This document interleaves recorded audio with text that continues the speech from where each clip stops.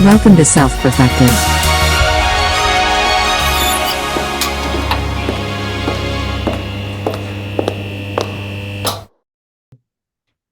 All right, there we go. Boom.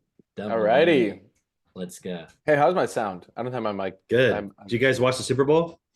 Oh, dude, I think it's today. I'm like practically in. Oh, I thought it already happened. This is our Super Bowl. Damn it! I was trying to pretend like I knew. That's actually so funny because I saw I've been so Super Bowl. no. Well, yeah, I was seeing it too, and I was like, "Oh shit, did the Super Bowl happen?" And then I looked it up, and then it's like, "Oh, it's today." Who is it? It's the Rams and the Dodgers. Yeah, no, the Dodgers aren't even a team. Isn't it the Chiefs and the 49ers? It's the Bucks. Yeah, it's the Chiefs and the Chiefs and the 49ers. Yeah, you're right. You're right. Kansas City. I googled it. I had to like scroll through Google to even find who's playing. It was all this stupid shit. Well, obviously, about like Taylor So they Swift. can't have the Redskins anymore, but you can still have the Chiefs. Yeah, Oh, Chiefs is more endearing. You know, it's more like hey, it can be inferior to you, and I see you as better. So it keeps that going. But Redskins is kind of derogatory. I mean, dude, like I don't know. Redskin sounds pretty I mean, cool. Blackskins, Drake. Are you down to be the Blackskins? No, I fucking told you already. I'm not The White black. Skins. God. What if Redskin doesn't even refer to historically like their skin color, and it's just like about some potatoes that grew in the area Yeah, or some something, apples. you know? But they're like, you're being racist. Like, what?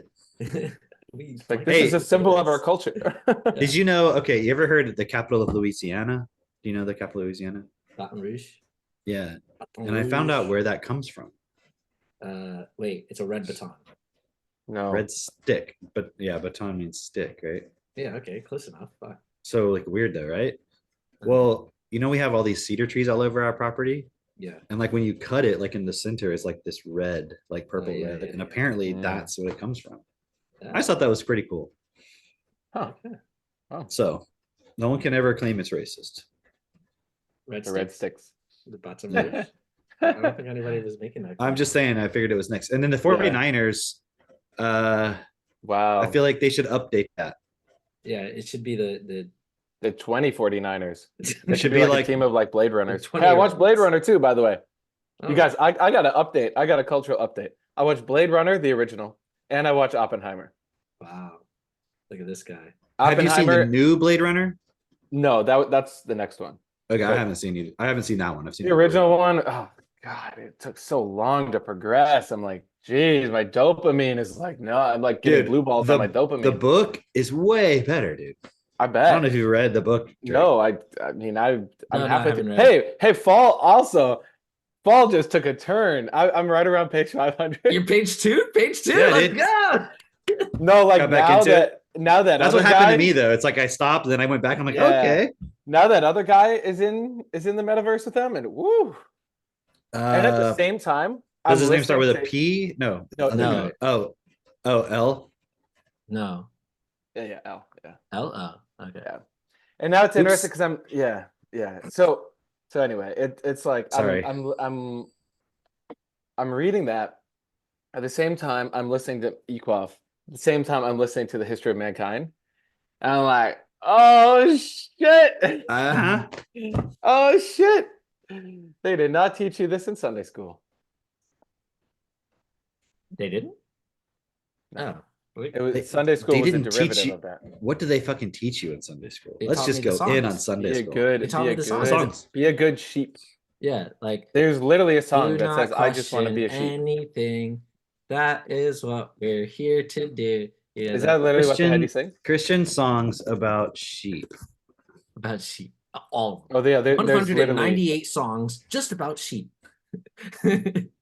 Oh, not You not weren't- including songs about lamb. I just want to be a sheep.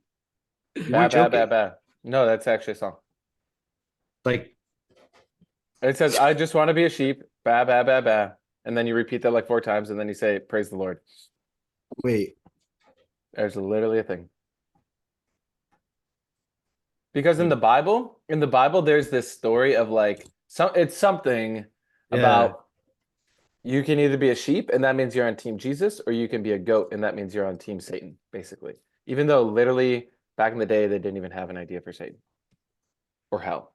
I just want to be a sheep. Ba ba ba. I just want to be a sheep. Ba ba ba. I pray the Lord my soul to keep. I just want to be. I just want to be a sheep. Ba ba ba. That's a real fucking song?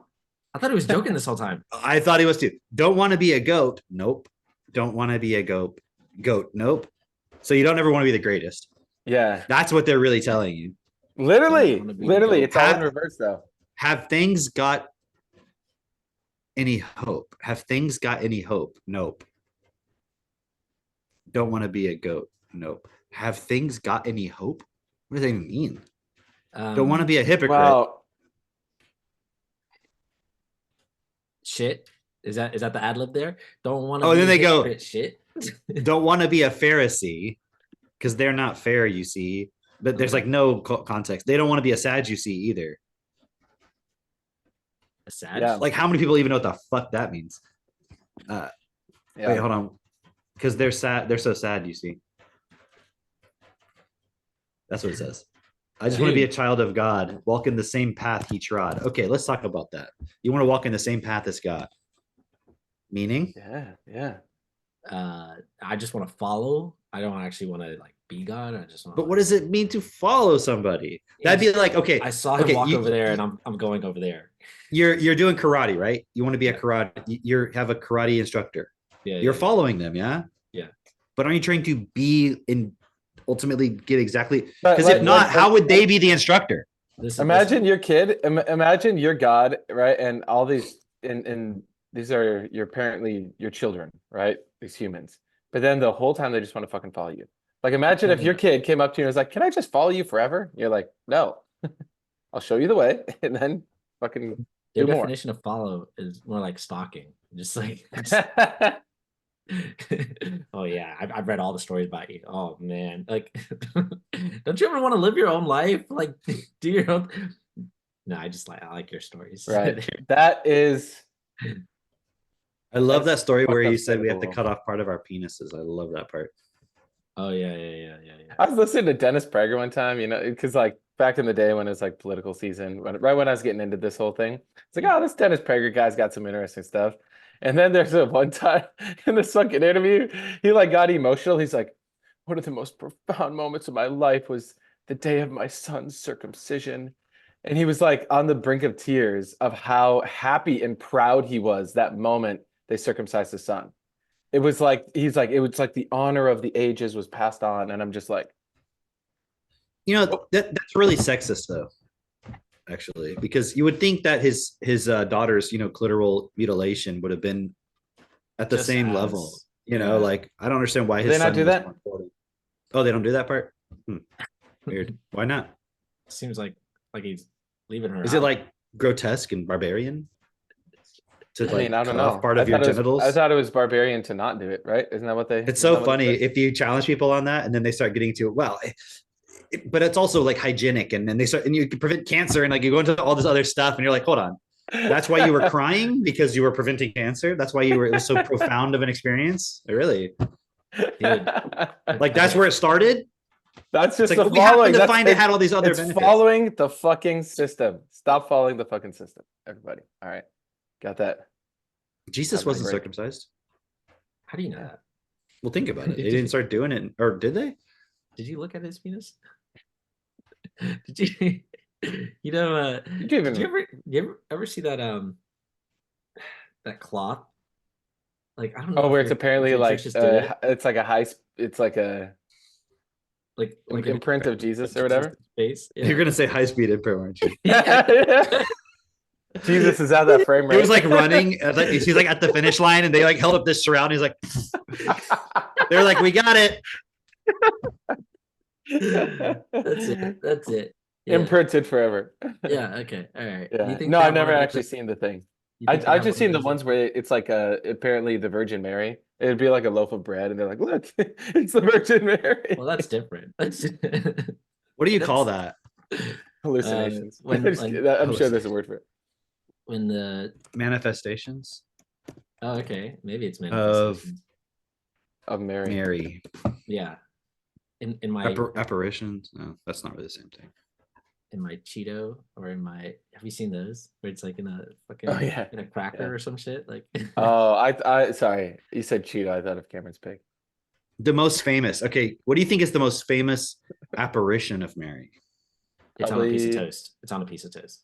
It's got to be on a piece of toast, or maybe like in a rock somewhere. A 14-year-old, an apparition is like they see her versus Oh, like yeah, it's that Guadalupe. Something Guadalupe. Dude, I love this. Because you type in stuff to Google and it gives you like other questions people ask, right? Yeah. And one of them is, how many apparitions of Mary are there? One of them says, what are the 8 approved Marian apparitions? Approved. Sunday No. school. Here's one of them. Sunday school. You would think, okay, they have to have some like, detective work and they have to, verify it, right? Yeah. Here's one of them. A 14-year-old shepherd girl named Bernadette Subaru. It's French, That's I what think. makes a Subaru a Subaru. It's like Soubirous. So French people, you could correct me if is it Subaru. She reported seeing Mary appear to her while she was out gathering firewood in the countryside. Mary identified herself as the Immaculate Conception and told Bernadette of the location of a spring promising miraculous healings from its waters. Okay. That's what they did. Like, it wasn't like, hey, your whole village is starving. Let's just, put it in an equal money system. No. It was, here was a spring with healing properties. Why didn't you just go back to God and be like, hey, can you like roll back time and just not like prevent all disease? So here's the thing, guys. Drink some water. That's such a key point what Cameron just said right there. Like, so many people miss that. But you would think like, well, but God, he has to allow suffering, right? Because free will and all that. But he can also do miracles, and he does do miracles that like just randomly express his grace. So he could just do that. So is it that he has to allow suffering so that, everyone has free will? Or can he do a miracle and do miracles and like do random things that are just like, did that girl do something to deserve it? No, it's God's grace. So it's like he has to kind of remind us every once in a while, because it's easy to fall into the trap of thinking he doesn't exist because he allows suffering. So he has to every once in a while do some miraculous thing that really is specious at best in terms of the evidence. It's like God is limitation. People were so brainwashed in Sunday school to go, oh, God is this unlimited being. But in reality, when you can just look at it, this idea of God is still holding in place limitation. Is it not? Another question for me. Oh, are you asking? Rhetorical question. Oh, okay. But also, I mean, I'm down for Drake to like give some like preaching, like, 1-2 punch. Hey, what's that one guy's name? The guy who was throwing food all over the Bible. Oh yeah, that guy. That shit was so funny, Drake. I need to see you on stage doing. I don't want to see you on stage doing that. I need to. Oh yeah, that was funny. I love that. Put me on stage. I'm like, this guy's actually just pouring ketchup all over or syrup all over the Bible. Yeah. Hey, okay, check this out. So I found a list of 10 approved Marian apparitions. Oh, you found. And I was just kind of scrolling through them. Ones. Like the first one was in 1531, and it was in Mexico City. She appeared to a Native American man. Why do they just say Redskin? His name was Saint Juan Diego. Okay. She requested that a shrine be built at the spot of her apparition on the outskirts of Mexico City. Willing to obey, he went to the bishop. The bishop didn't believe him. So when he came back, Mary showed up again, I guess, because the bishop wanted a sign to know that it was real. So Mary told him to get some flowers at the hill and bring them to the bishop. Why couldn't she just pop up and be like, hey, even though it was in winter, he found some flowers, he brought them to the bishop, and then the bishop was like, oh, and then he dropped them on the floor in front of the bishop, and it revealed a beautiful image of Mary. Oh, okay, so like he had him like in his like jacket or something, and when he threw the flowers on the floor, there was like an image of Mary like imprinted on his jacket. Okay. Dang. Sounds like a Don Juan book or some shit. As in, it sounds made up. Yeah. Wow. What's interesting though is the bishop, who was like higher spiritual level apparently, although I guess he's just an administrator, like didn't believe it. So that's weird. Like you're allowed to just not believe it, and then Mary's like, "All right, I'll give you a little bit more evidence that you can know for sure." But then what's interesting is it stopped there. Right. Because after the second guy, the bishop guy, who's like the head honcho guy, he was like, all right, I saw the Mary image. It's real. But no one else, what if everyone else was like, hey, we don't believe it. Then what? It's almost like this being in this hierarchy that people see as like God and the angels and the church and the bishops and all that is like really just a set of beings that are actually just equal to everyone, but they're trying to be special.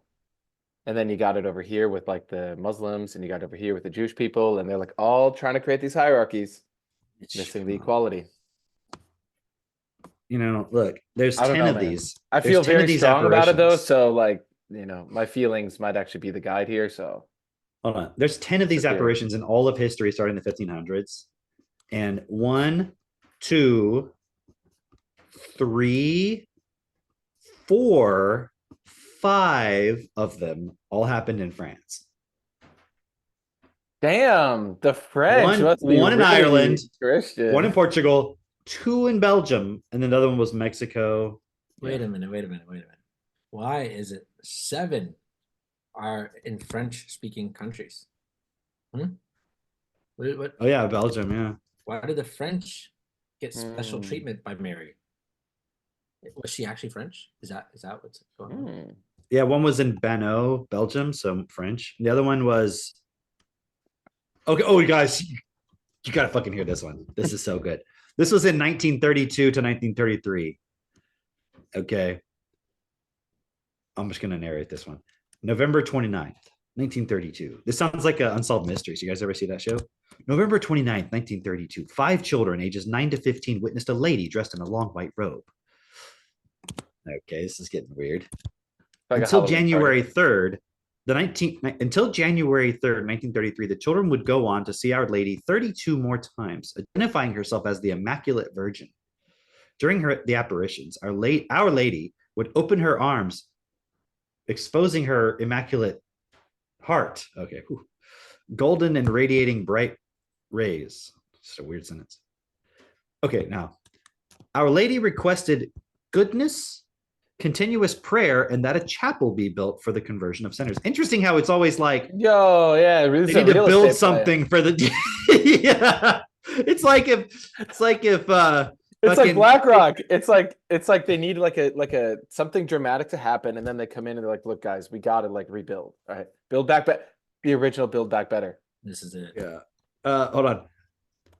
So talking to one of the children, Ferdinand, Our Lady asked, do you love my son?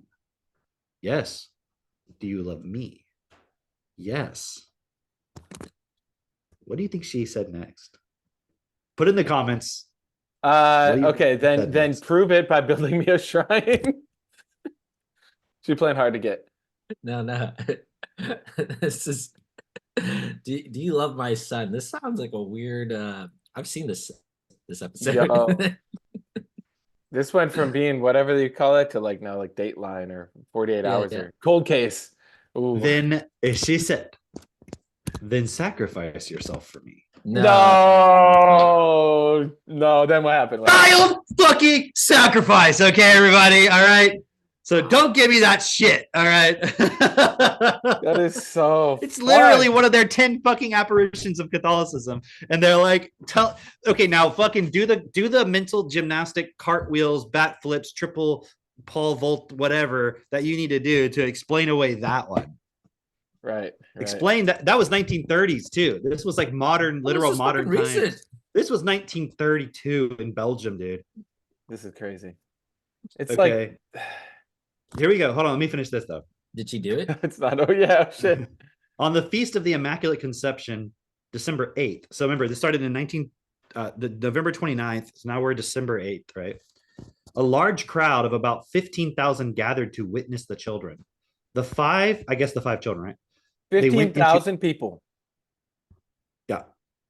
The children went into an ecstasy, only able to see and behold the glory of Our Lady. Doctors and you'll love this part. Doctors and psychologists examined the children, trying to get a reaction by pinching them, slapping them, shining a flashlight in their eyes. They got no reaction. The children were wrapped up completely in the beauty of Our Lady. But here's the real part. Since the apparitions, many cures and conversions have taken. I like how they say many cures and conversions have taken place at this place, leading to an official approval by the Vatican. Millions of pilgrims journeying to I don't know how to say it, Borang, every year, journey there every year, asking for Our Lady's prayers.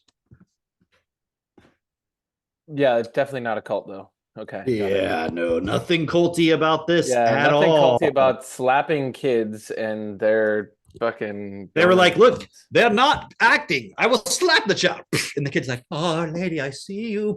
Oh, I see you. Pinch him. Oh, yes, I see you, lady. Oh, they're like flashing the light in his eyes. They're like, yeah, the light is here. I see the light. I see your glory. I feel the impacts of your glory on my body. Damn. You guys, literal, crazy psychological help. Okay. That's insane. Good thing we're here, right? Tree of Evil begins with a lack of education to inequality, so on and so forth. Tree of Life, education. All right. We got work to do. Dude, these are so good, man. Oh, okay. Let me give you this one. All right, dude. Sounds like a Netflix show. This is 1917, all right? May 13th, 3 children shepherding their flock. Lucia and her cousins, Francisco and Jacinta. So 10, 9, and 7. All right. By the way, child labor much? Their flock. That's so interesting. Suddenly, now this sounds pretty intense. Suddenly, a bright light flashed the area. This sounds like some fucking UFO shit, right? I was gonna say either UFO, white light system update. Okay. Yeah. Thinking it was lightning, the children headed home. Then, on top of a holly oak, a lady more brilliant than the sun appeared to the children. Holly. You know Hollywood? Hollywood. On the day of the last apparition, October 13th, about 70,000 were present. I guess it is happening multiple times or something. They know how to draw a crowd. I'll give them that. The lady had promised a great miracle. The lady called herself Our Lady of the Rosary and asked that a chapel be built there in Fatima. Then came the miracle of the sun. Did. This sounds like, remember when you told us when you went to, where was it? Like Area 51 or wherever you went? Oh, Sedona. Oh yeah, Sedona and Sonoma are different places, aren't they? The crowd witnessed the sun begin to change colors and spin like a wheel. They described the sun as dancing around beyond all laws of physics. People up to 40 kilometers away who had no knowledge of the miracle also saw the phenomena. Some people, including believers, did not see it. Ooh. How do you not see that? You weren't believing. So some people saw it and some people didn't. Our Lady also gave the children secrets. You would think, dude, Our Lady of Immaculate Conception is about to give me some secrets, dude. So what do you think these secrets are? Put down in the comments. What do you guys think? What do you think? What do you think the first secret was? The dimensions of the how big the shrine should be, how much they should charge as a cover charge. Kind of music, the lighting. Clearly, you need like a dancing sun. Who gets profit sharing? The first secret was a brief, horrifying vision of hell. Yo, plot twist. Hey, no. Hey kids, scare them. Yeah? I want to tell you a secret. Okay. And then you just fucking describe hell. Solution. The second secret predicted the end of World War I, the beginning of World War II, and the emergence of the Soviet Union. What? Problem reaction. That's a very specific politico-economic predictions here. When was this again? When was this? 1917. Wow. Okay. Okay. Clearly, she studies economics. The third one is now going to be a solution. It's going to be a chance for her. Hold It's on, like wait. classic deal making. Wait, wait, Yeah, wait, wait. yeah, wait, yeah. You're wait. right. Here it is. Ready? Okay, Hang go. on. This is Who can 1917. guess the third one? Yeah. They saw some like UFO apparition thing, right? And like basically a war is going on, and she's like, this is now predicting the end of the war. Sounds like they were like seeing some cool new technology that they didn't have at that time. It was the Nazis had begun testing their advanced They were a aeronautics. war early, a whole war early.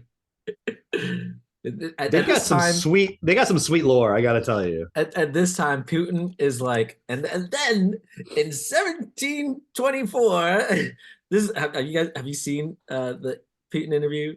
No, yeah, it's sitting in my Okay. watch later. Don't Okay, worry, okay, I'll okay. watch it. All right, keep going, Kim. Oh Okay. well, the Third. third and final secret predicted the assassination attempt on Saint John Paul II's life. Oh, of course. I guess when he was. So now here's the question: did the assassination go through or not? It was predicted. So he didn't get assassinated? It was predicted. John Paul II. No, Yeah, okay. but it was an attempt, right? Unless it was staged. I don't know. The It sounds assassination very attempt. fantastical. Oh yeah. Sounds like at nighttime when your kid comes to you and goes, "Can you tell me a crazy story?" You're like, "Sure." Dude, Hold on. I want to see what she actually said. What did Our Lady of Fatima say? What did I want to see? Like, what did they actually say? Okay.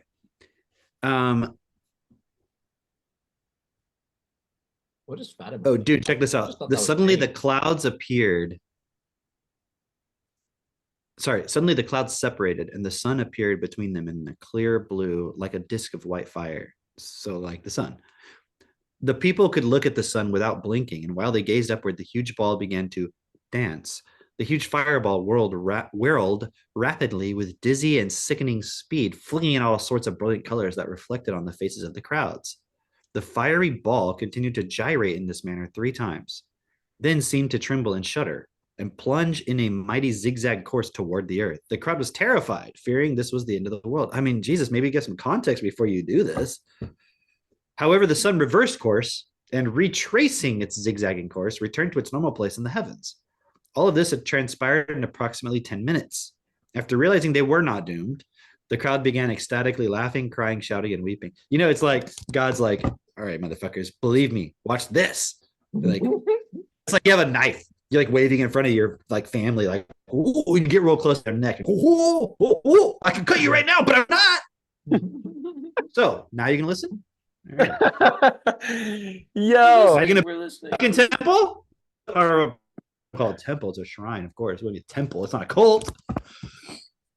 yo, that's crazy. Okay, people.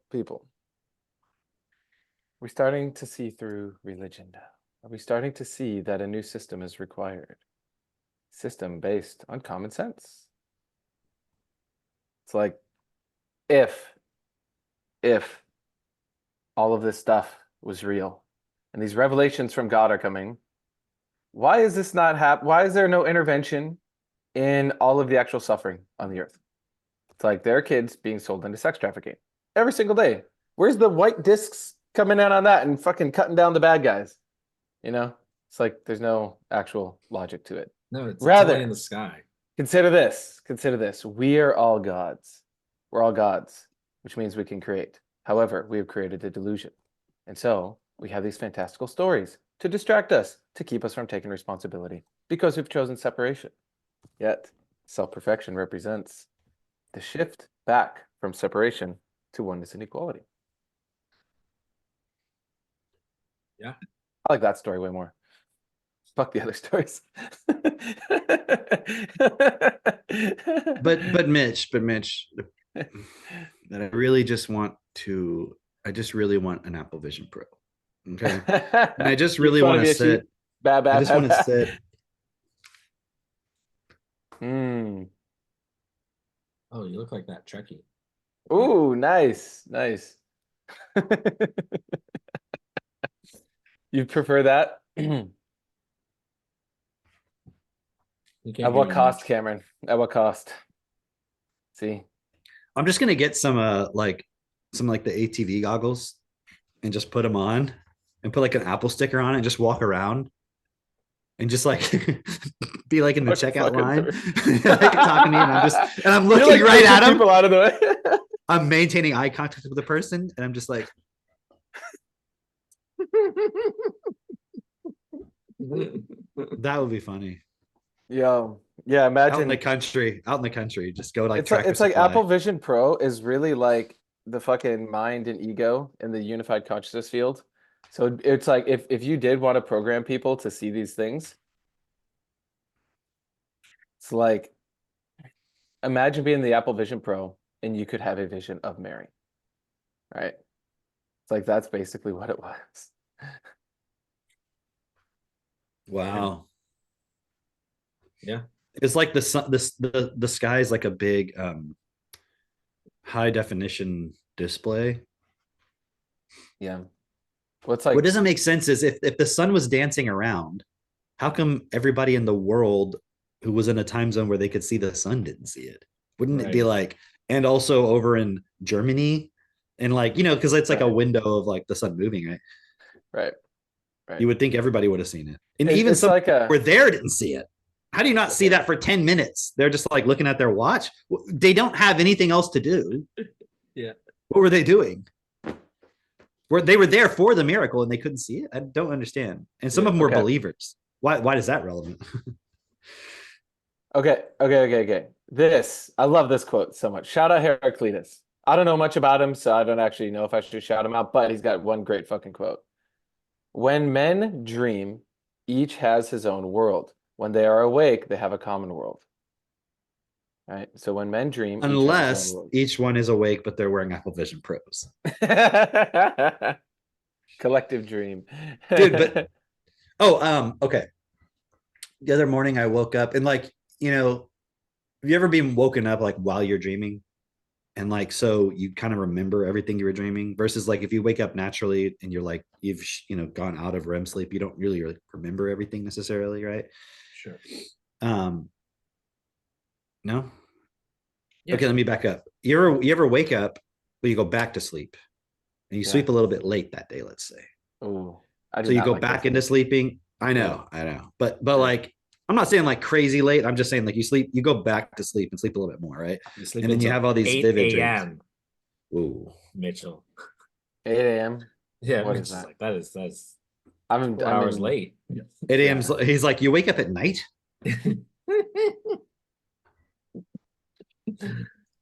Yeah. So Afternoon for Mitch is like from like 7 a.m. till like 10 p.m. I'm anti sloth demon. No, but hold on. But Shout out that episode. my point was like you get these really vivid dreams, right? Where they're like super realistic, right? Yeah. And they're just like so vivid and like changing and like you're doing all this shit and like, but it's so realistic, you know, like very vivid. And I was looking at that point, and it's like you're I mean, I'm not saying anything no one's ever thought of, but it's like you're hallucinating, right? That's what you're doing.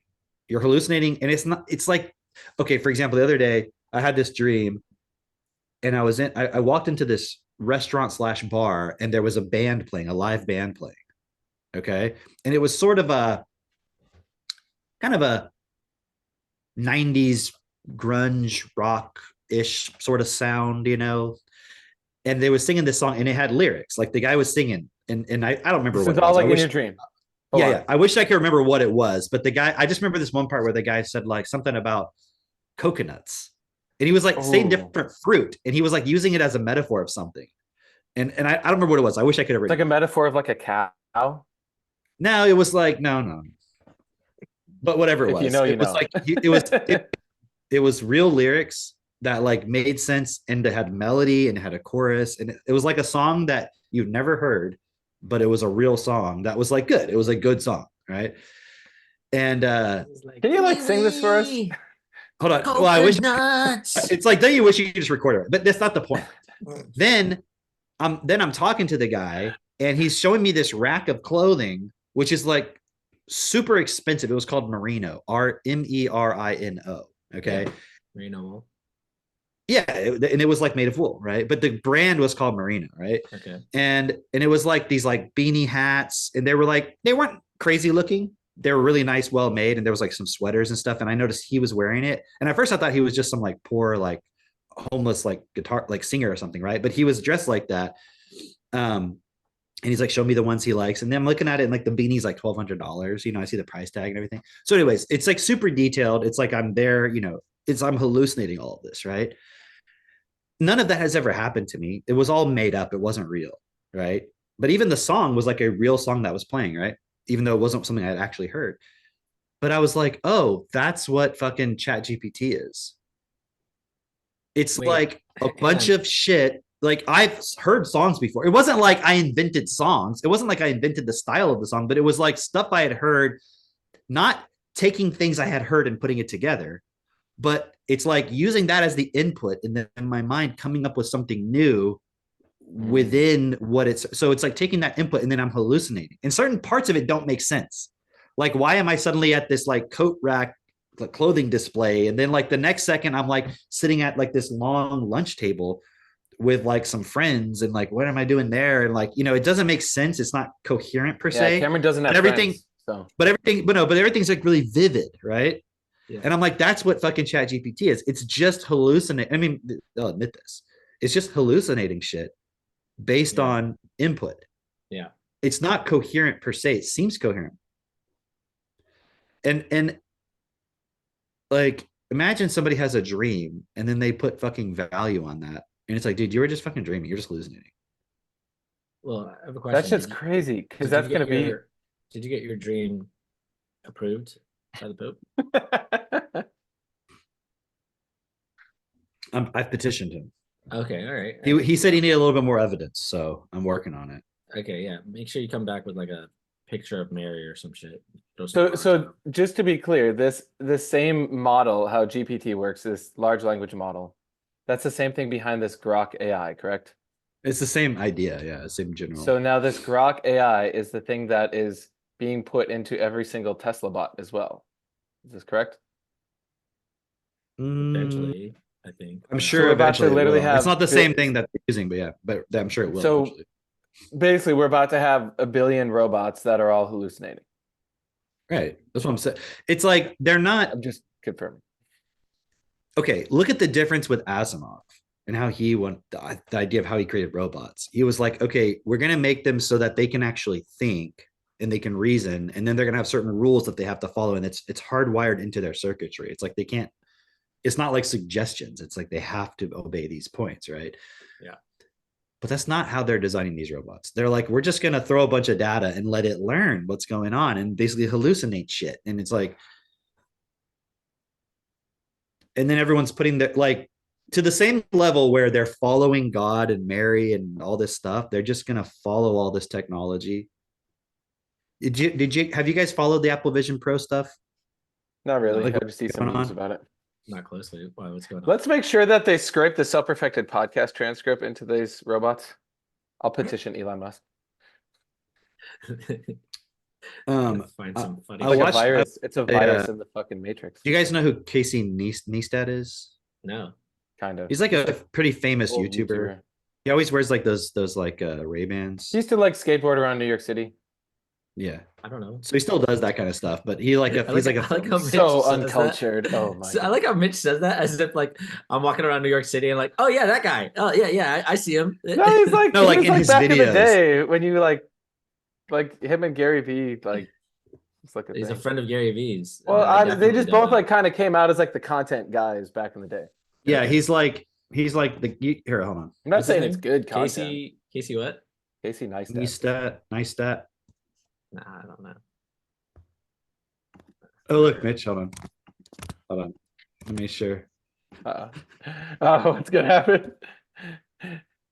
Is it an apparition?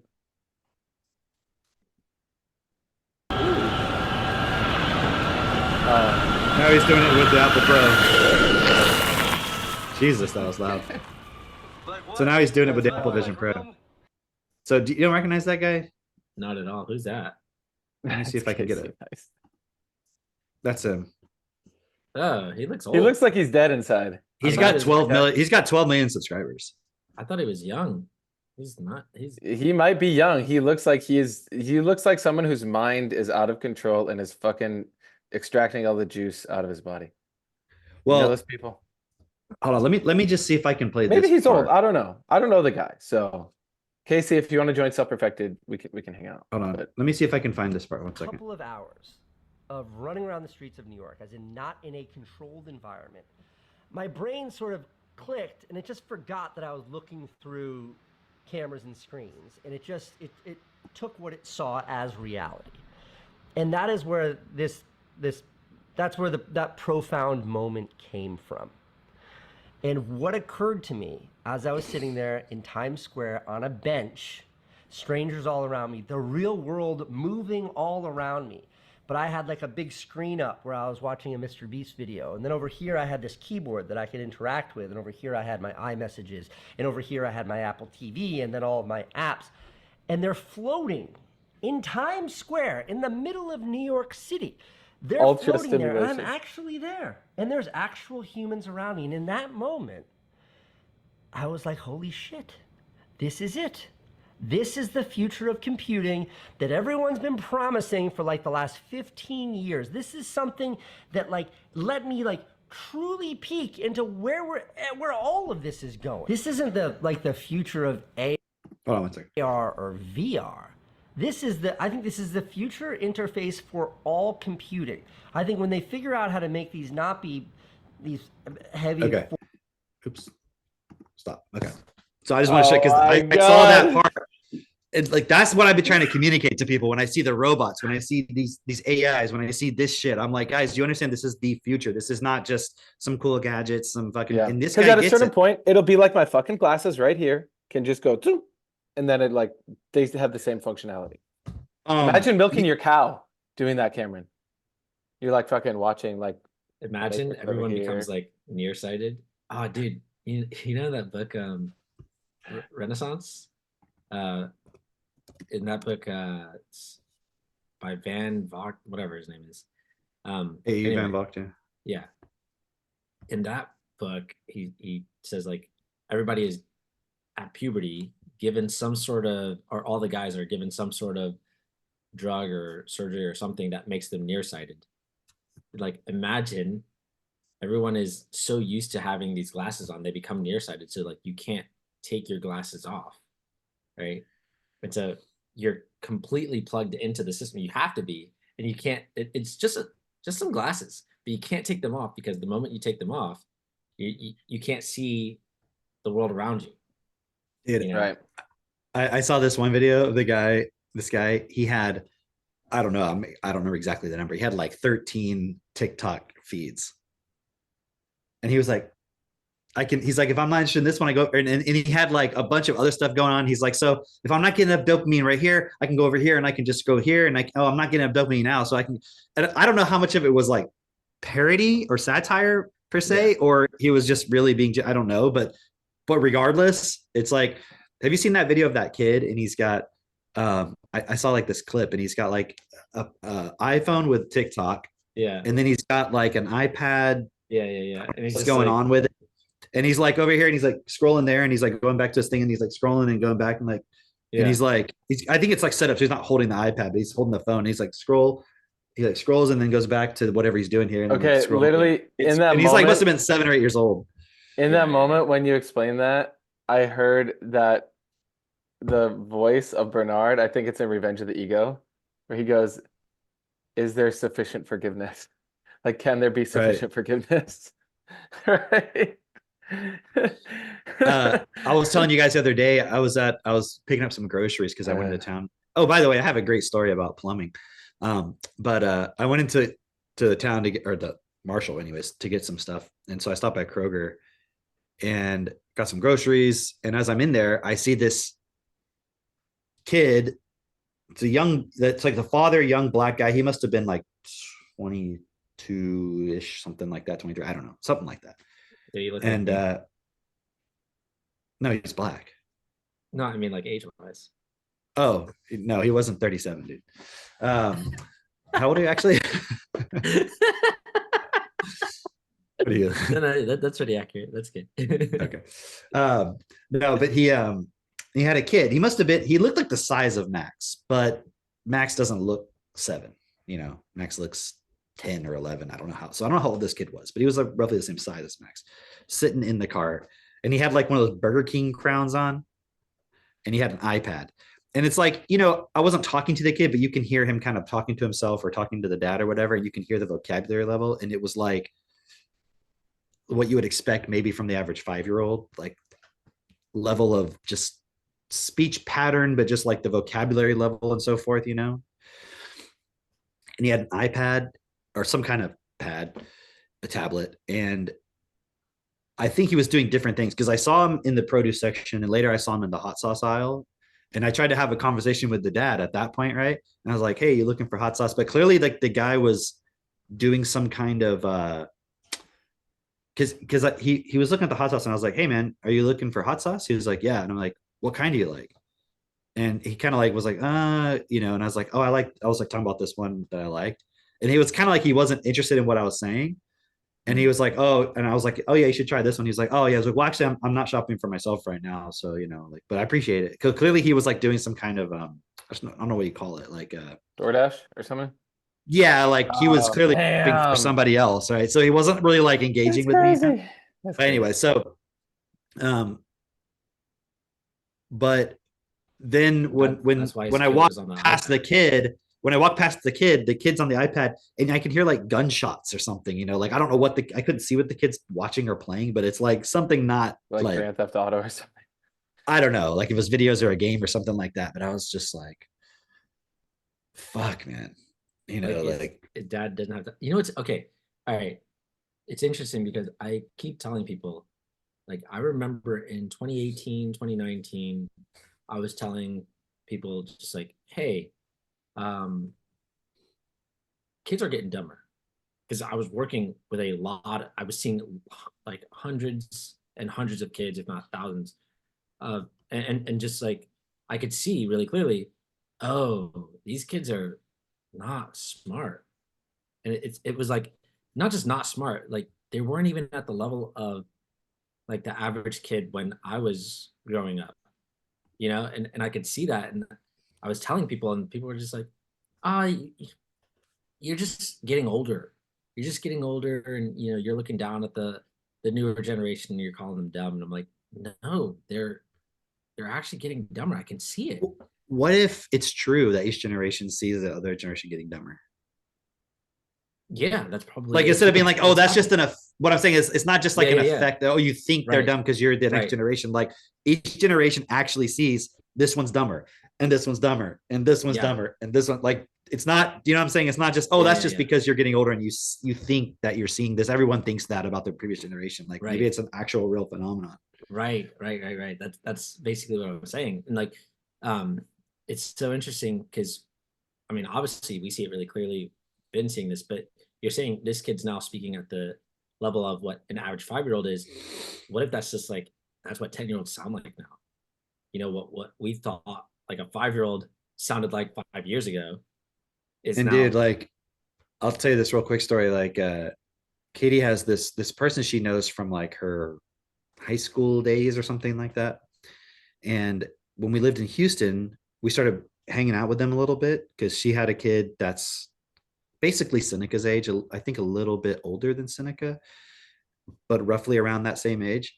And so a little bit after Seneca was born, they would come over and we would hang out a little bit. And obviously she was interested in homeschooling. That's why we started hanging out, right? So we were trying to show her what we were doing, right? And we would talk to her about Technotutor. We would set up like a time to go show her, and then it would always fall through, kind of a thing. Like something would come up. And then I even sent, like her to like other people. Like after we moved, she would be like, hey, I'm still interested, like now. Because it's like, things happen and they start seeing the gap, right? Because we've had a lot of people who come in where they're like, they didn't listen to us. And then they see where our kids at a year later, and they're like, they see their kid, they're like, oh shit, you were right. Because like, I get it. Like we have to get better at communicating, but also sometimes people, you're just not able to get through to them yet, because they need more social proof or whatever the point is, right? Okay. Sure. This is a game, right? But anyways, and so I'm not blaming this person, but I'm just showing the contrast. So Katie showed me, and it's interesting because this person still is connected with Katie and like likes her posts, like when we post about the kids and stuff. So she's aware, I'm assuming, of what we're doing, right? Still.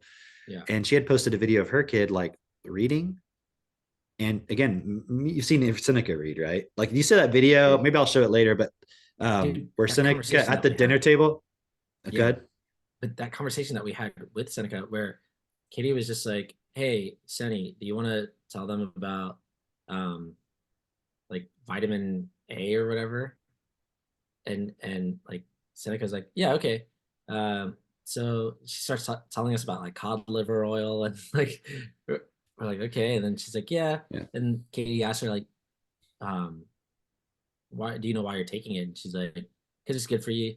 Like, but do you know why? She's like, "Okay, yeah," and then she like starts going into this. The way that she was articulating herself, I was like jaw dropped. I've known Seneca, her entire life actually. Literally, yeah. Yeah, and so I've seen her be advanced. It's not like that's not surprising to me.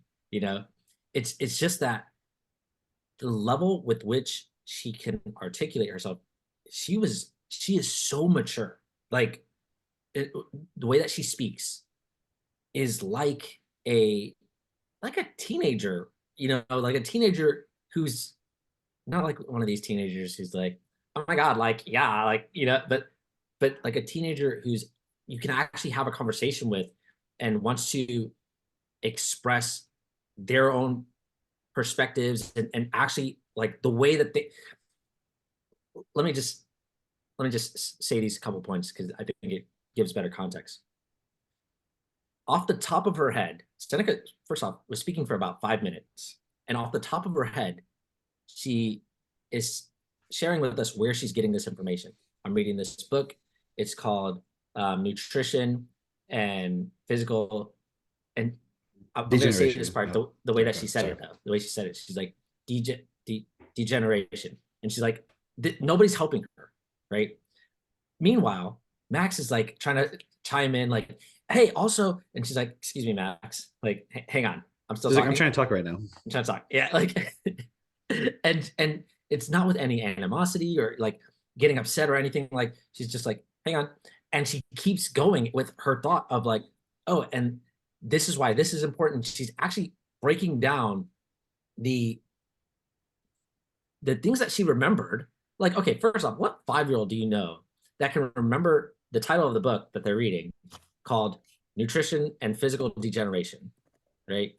But then she's giving you the specifics of why she's taking vitamin A, and it's from cod liver oil, and how it's helping her with this and that, and like, and then it was just so cool seeing how much she's advanced for one, but also how far advanced from any other 5-year-old she is for two. Like, it was literally less than a year ago that here, check this out. I'll put this up while you're talking. Okay, that she was reading from, what's the book called? Yes. Okay, yeah. And okay, so she was saying this off the top of her head, by the way. Like if you're seeing the screen, right? She was saying this off the top of her head. She was sharing about these different rats, and they were fed different things. But basically, different types of flour, like wheat, whole wheat, like kind of white flour, and then a mixture that had middlings and bran in it. So they were checking the different effects of whole wheat versus. And she was saying as she was reading this, or not, she wasn't even reading this. She was just saying this off the top of her head. She was saying, yeah, they gave these rats like flour. They gave them whole wheat, which was the best. Then they gave them white flour. Then they gave them like a mixture. And she was telling us the effects of what happened to these rats, why whole wheat was the best, and all of that. Dude. And she knew, like, okay, the whole wheat, like they didn't like people, or they liked people rather, and they didn't have tooth decay. And then she like knows all the details. And just for context, we're not, I mean, if we were, I would just say it, but we're not staging it, if that makes sense. We're not like, hey, Seneca, look at this book, and then we're going to make a video, study it, and then we're going to talk about it. It's like the book, like it's a book that Katie is reading for herself because she's been learning about specifically about tooth decay and how it has to do with diet as opposed to just brushing your teeth and so forth, right? And although that's obviously a point too, but so she's learning a lot about nutrition and so forth, right? Which is the mother's job, isn't it? Like, imagine if you grew up already knowing all this shit, like you could make sure your children, you wouldn't need doctors as much and dentists Yeah. and shit if every mother knew all this stuff, right? Yeah. Anyway, so Oh, hey, it's on a book point, that Katie is, yeah, go ahead. it's a little bit off this topic specifically, but Sam Tryon had posted a picture of him working on his car, right? Hmm. And it was so cool what he shared, because he said that I don't know, something needed to be replaced on the car. It was a headlight.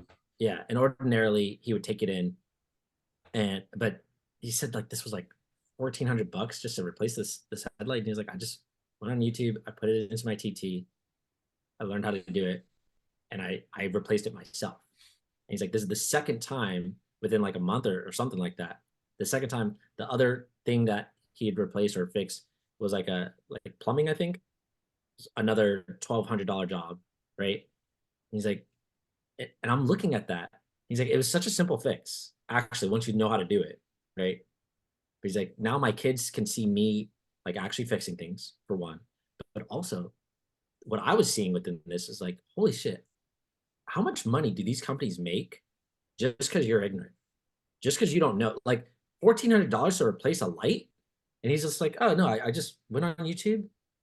Like I didn't know how to do any of this stuff. That was all confusing to me. I put it into my Technotutor, and then like, oh, I can do that, and he's just able to do it, right? Like, Dude, on the side by side, yeah, I put a front bar LED, a back bar LED, and then 4 like little pod like spotlights on the front, so you can like see the ground in front at night. I mean, it like you Yeah. turn it on, we joke it's like daylight, right? yeah. And Trey had suggested I do it because that's what he did with his, and he said, Yeah. he showed me like, here's the lights I bought and everything. So I went and I looked at everything and I put it all on myself. I did all the wiring, everything. And at first it didn't work. I think I've talked about this before, but it didn't work at first. And then there was because it was blowing a fuse because I had too many things running through the same fuse. So I had to like figure out how to change that stuff. Right. Yeah. And after it was done, I was talking to Trey about it, and he said that he had originally gone into like the power sports place to ask if they could do it, and it was going to cost $4,000. Okay. Now check this versus out, right? it cost like maybe, I would say total with all the wiring and everything, like maybe 300. How much money do you think the average parent spends on their children's dentistry or their, doctor visits, all that stuff?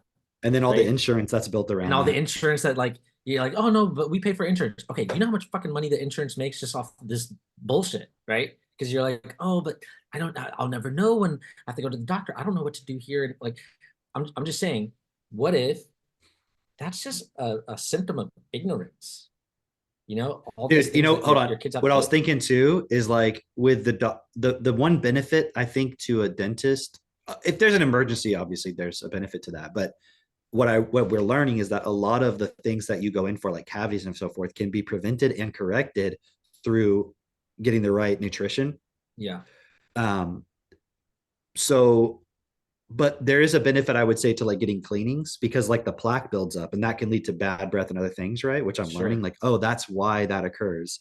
Even if you brush your teeth, you still can. But I'm like, but a cleaning is not like some dental procedure where you're like drilling and removing teeth and stuff. Right. You're usually like the hygienist does that. Yeah. I think, right? It's not the dentist that does that part. They come in at the end and kind of check and stuff. Yeah. Why couldn't the mother learn how to like do a cleaning on her kid's teeth? Right. Yeah. Like it's such a basic thing that you would never have to go to a dentist except in a rare situation. And I know somebody's going to say like, well, then dentists wouldn't exist and you wouldn't have them because blah, blah, blah. And it's like, but that's only because of the money system. Right. Because the dentist has to survive. Right. So, but they don't just survive. Like dentists are fucking rich. I mean, from most people's perspectives, right? Like you're quote rich, right? Yeah. So maybe they wouldn't be rich. It's like, well, no one would do it. Really? Our teachers rich? Right. Got plenty of those. Like, so I don't know if that's a valid argument. No, become a doctor. It's like maybe the people who really loved it, and you wouldn't need that many because there would just be emergencies or something. Okay. So there, I'll let you continue on. But there are a few things that I want to bring up now that you said all that. Like, What was the other point I was saying about? basically, a mother should learn how to do that. Is the last thing Yeah. I talk on. Okay, real quick though. I want to. There's a point I wanted to share, but I'm trying to figure out how to bring it in. It's like, okay, let's just look at this point, because what I'm trying to share is, if you think about the stuff when you generally go to a dentist, most of the time you're not going for a cavity. So let's say, even if you don't get the nutrition thing right and you have cavities, you go to the dentist for stuff like that. But do you really need to do it for the cleaning? So you need to go every month or whatever, however often people do it, if you knew how to do that, right? Now, that doesn't mean somebody who doesn't know what the fuck they're doing should just wing it. I'm not suggesting that you shouldn't have the proper education, but if a person can go and get educated to become a dental hygienist, why can't a mother get that same level of education herself? Don't you think a lot of these women are mothers? They need just normal people that just, quote, went to school and they went through a training program. Why couldn't a mother, as part of her upbringing when she's 12 years old, be put through a training program? Not when she's a mother at 12, you know what I'm saying? Like before she's a mother. I mean, we're not in Saudi Arabia over here, okay? But you know what I'm saying? Like putting through that process. But what if her mother, then the next generation, already knew how to do that, and she's got a few kids and she teaches them all how to do that? Yeah. You know, like how did we learn how to milk cows and shit? Like we just learned it from watching YouTube, but now our kids will learn it from us. Dude, it's the decentralization of education, right? Everyone's always talking about decentralization, this, decentralization, that, right? Like the decentralization of education is when every mother knows how to do all these things, then you're not beholden to like some government entity to like, please bestow your education on me.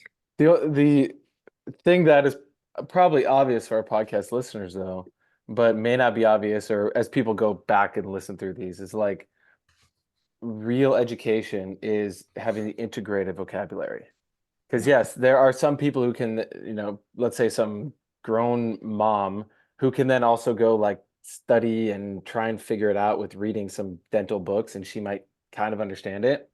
There's a way different level of this, which is what we're talking about. Because the proper decentralization of education is the proper integration of knowledge, proper integration of vocabulary.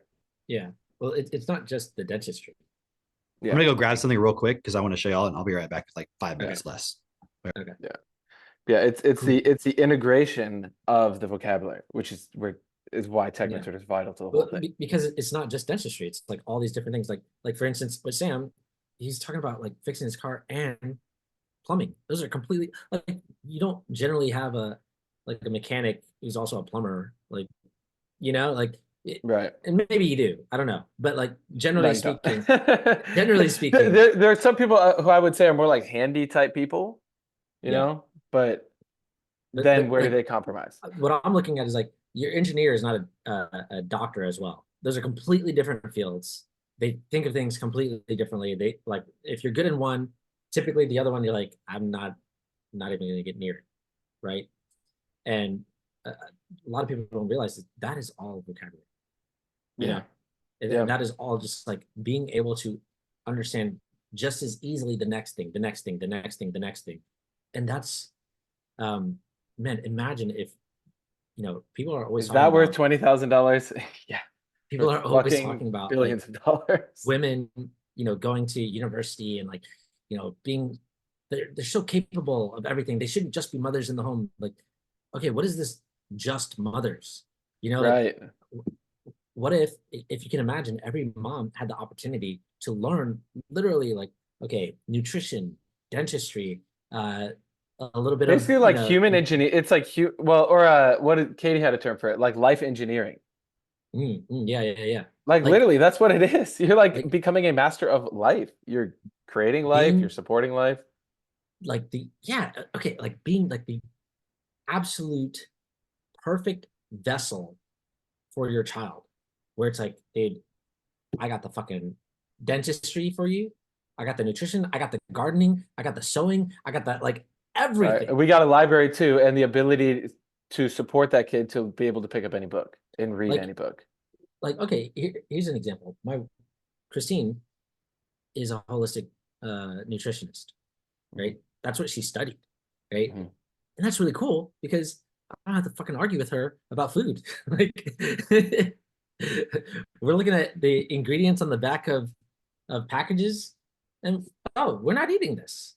I don't care how good it tastes. We're not eating this. This is not for us. We're not having this in our home. You know, it's like it's super simple for us. You know, and we look at different foods like, oh, we need to add this to our diet. Like this is good. Like Yeah. it's so cool because, I mean, and I think that the average person, let's say, probably not listening to this podcast, but the average person would be like, see, she went to a school to learn, you know, holistic nutrition and whatever. I'm like, okay, listen. The thing is, that's not the only thing she can do. That's not the main focus of her life. Like it has a purpose as well Like too. one puzzle piece.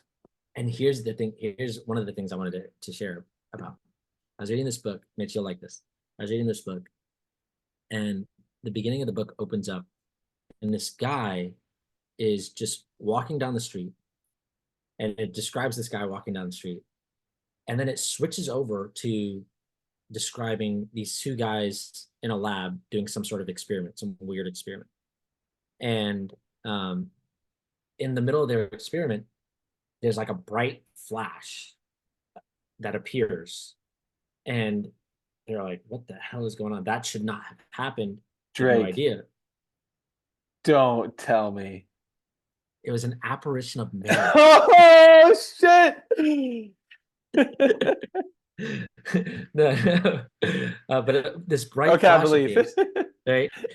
And then they said they noticed there was like a little hole in the wall, and then they go a little bit further, and there's another hole, and it's slightly bigger, and they go a little bit further, there's another hole, and the guy puts his finger through one hole, and the other experimenter is seeing him, and he's like, but I see your finger over here through this other hole. He's like, okay, all right, let's pack this up. We're not telling anybody about it. Let's just go home. We'll make the report. Hey, there was an explosion. That's it. But we're not going to tell anybody about these holes and what we're seeing or any of that. Okay. So then, Are you talking about Asimov?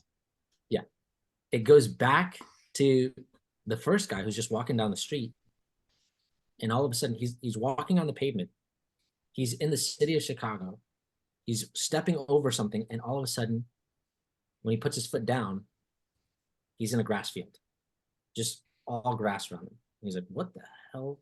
Did he put on Just Applerition Pro? He had Applerition Pro. That's it. But no, he steps down. He's like, "What the hell is going on?" Like, I was literally just a second ago in the city. What the fuck just happened? I'm like, within a second, I'm transported somewhere. Where am I? And now okay, can you imagine this? Can you imagine this, Mitch? Like, you take a step, and all of a sudden, you're in a completely different environment. You're outside. I don't know, it's probably snow out there. Who knows? It's Minnesota, right? And you're like, what's happening? Right? And now you're like, you don't see anybody around you at all. The guy goes into panic, and he starts like, okay, I don't know where I am. I don't know how I got here, but I need to find the city again. So he starts heading off in the direction where he thinks like, this is where the city is, right? As he's walking down that direction, he's seeing like these little creeks by him and everything, and it's like starting to glow, and he's like, that's interesting. Never seen that before, like bioluminescence, right? And then he sees, oh, off in the distance, there's a little house. Like there's light over there. He runs over there. He's excited now because he's like, all right, I'm going to find out what's going on here. He knocks on the door, right? And then somebody answers the door, and he's like, hey, I'm like lost. Can you tell me where Chicago is? Like, I don't know where I'm at. And the person starts talking to him. And when they start talking, he's like, oh shit. Because it's unlike any language he's ever heard before. It's not English, it's not Spanish, it's not Chinese, like it's nothing he's ever heard. He's like, I have no idea what's going on. Over like and then it gives the perspective from their point of view. And from their point of view, it's like some guy just randomly comes up to their door and he's speaking some random fucking language, like he's just speaking gibberish. You're like, what the fuck? Right? This guy came from Chicago, the first guy, right? These other folks, from their perspective, they're on Earth too. Right? And now this guy is like, I don't know what to do with my life. And I read this, and the first thing I thought was, if you got transported to a different world or a different time, you knew nobody around you. You didn't recognize anything, like you didn't recognize the language. None of the jobs that you had in the past even exists. You have no idea what these new jobs are. Like you can't make sense of any of that stuff. What would you do? As in, not like, okay, well, I'm gonna try to figure out like where's somebody I can talk to. Let's get beyond all that. That's the obvious stuff. Right? What are you gonna do with your life? You know nobody here. You have no relationship or no obligation to anyone. No obligation to a job. Like you're just here. What are you going to do? Right? And I've been asking this to people as like, what is your purpose in life? The What thought would you do? experiment.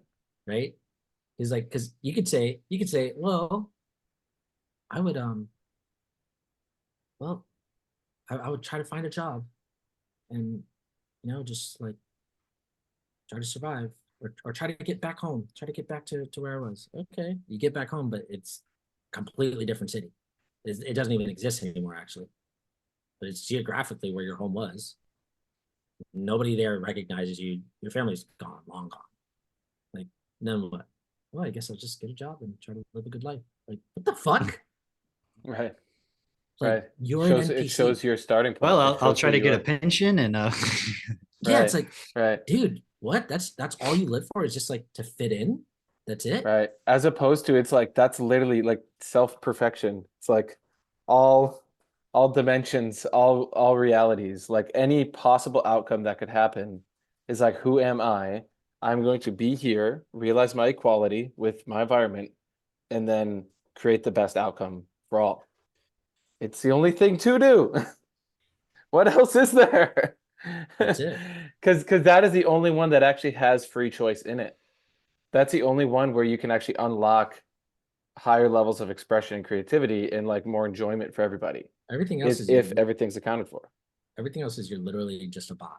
You're literally just A a cog system Well, agent. in the system. check this out. When you take the red pill, right, that idea, aren't you literally waking up and realizing you're in a different reality than you realized? Mm-hmm. Yeah. And like that's what's happening now for those who become exposed to what we're saying. It's like, oh, the point of the point of reality and every, like, even if I accepted the reality I was in and the point of it, it's not sustainable.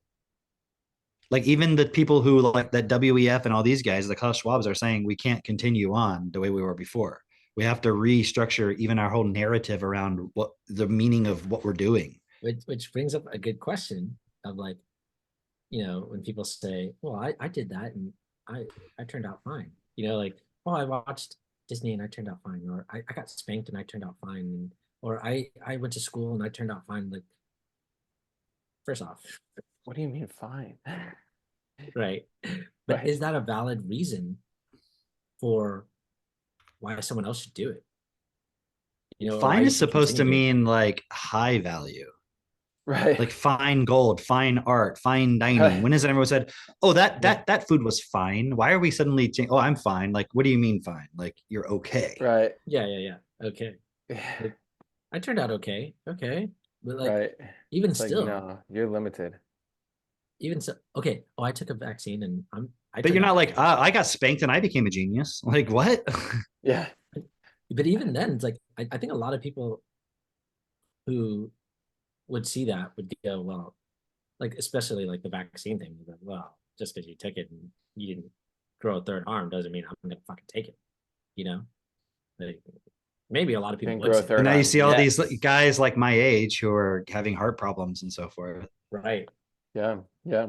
Um, it's so interesting because I'm like reading like a ton of books right now as well, and I found the book Homo Deus by Yuval, Yeah. and he's like one of those Our boy Noah. Yuval. yeah, he's like one of those World Economic Forum, talker He's guys. like the scientific advisor to Klaus Schwab or something. Bro, Yeah, something like did that. you see Jimmy Dore talking about him? No. Maybe Hilarious. no. Jimmy Dore, Uh, it's like you would have recognized it because it was him on stage as opposed to like Oh, okay. him in his studio. But he called him like, man, what's the I never get this name right. Is Ratu or Zazu from Lion King? no, not Izazu. Oh, I was gonna say, Like- I was gonna say it reminds me of like Klaus Schwab is like the evil lion and He's like making the a joke. toucan. He's like the familiar of Klaus Schwab, like Klaus Schwab being a vampire, and he's just familiar. But he kind of reminds me of Cam. You remember how they described the tyranny in Galactic Empire? Like that's kind of what he reminds me of. But um, but Jimmy Dore is making this point because in an interview, he says that if Trump gets reelected, he will disrupt the global order, the new world order. And Jimmy Dore's like, that sounds like an endorsement of Trump. Like, I don't think this guy realizes that's not what he thinks it means. It's like when Michael Moore said, electing Trump is a fuck you to the establishment. Everyone's like, yeah, okay, yeah. Yeah, all right. I think I'm gonna do that then. The thing is, it's interesting because it's like, imagine you have a scientist who's really good at explaining something they're seeing, and then another guy comes along and be like, see what my scientist is saying, and then taking what the scientist is saying and then using it to do something. But the scientist is just like, yeah, I just want to talk about this thing I'm seeing. So it's like people are kind of like, oh, Noah Yuval Harari wants to enslave people or something. But it's like, I think he's really good at explaining what the fuck he's seeing and what's happening and what's going on. Yeah. That was my reason for bringing it up too, is like there was this line in it. He said like understanding algorithms is one of the most important ideas in our life, in our reality. So I was like, okay, interesting. Because I could tell algorithm is a word where I'm still like, do I really understand this? And the way he explains it is like an algorithm is how you go about making a calculation. And when he was in the book, what he's opening up, and it reminds me of the other things I've heard from him, he's explaining like how animals, right, and our ancestors, the way that they adapted in a landscape was they were constantly calculating things like, hey, how hungry am I? What's the threat of danger? What time of the year is it? They're like always weighing and calculating all these options in order to survive. But then the main things that our algorithms run to or optimize for, let's say, is one is survival and then two is reproduction. Because just because you survive doesn't mean you're going to be able to reproduce. I'm like, oh, this makes so much fucking sense. It's why everyone's so focused on money and sex. But it's like back to that point about the bots now and the NPCs. The NPC will just go, okay, I'm just my fucking algorithm. Like I'm just going to get my job and whatever, as opposed to realizing like self-perfection and who you really are as life. When that is the starting point of the algorithm and you factor that into every decision you make, that's what allows for this greater like Or yeah, even within okay, because people have had this objection where it's like, how are we supposed to figure out every single detail to know what's best at all times, right? And to the point you're making, it's like, it's not about you sitting there consciously calculating every single thing. It's about, first of all, with the conscious parts, looking at all the points. Like when you're going to build a house, you should look at, where am I building it? You don't just go, oh, is it a swamp? Is it sand? I don't know. Plop. You consider all the things you can consider. But then there is so much calculating going on in your body that you're not consciously aware of. So you don't have to do all of the calculation consciously. But if your vocabulary was aligned effectively, properly in the first place, that calculation that's being done automatically anyways would be done properly because the words would be aligned effectively. You know, You see what I mean? Like you if you have the wrong definition for a word, then your automatic algorithmic calculation is going to come to a wrong conclusion because this word is not defined properly. It doesn't mean you have to consciously think through that whole thought process. yeah. You see what I'm saying? It's like if you learned math properly and you learn the rules properly, then when you do algebra, you're going to automatically follow the rules. But if you learn the rules wrong, then when you automatically go through, you're going to automatically do it wrong. You may not be even thinking through every step. It's like when you're walking, you're not thinking about every step you're taking. So how, or when you're driving a car. But when you were taught to drive a car, if you were taught incorrect things, you would be doing those automatically. Does that make sense what I'm saying? So yes, there's an algorithm, but it's not about you consciously doing that all the time. You have to program it properly from the beginning. And this is why the problem with all these large language models is like, what is the fucking data that's being put into them? Yeah. Right. And here's another huge piece of this is like, if people don't have the larger context of what's going on, and this is why like studying destiny is so important. If you don't have the context of what reality is at a fundamental level, you start to think that reality is the matrix.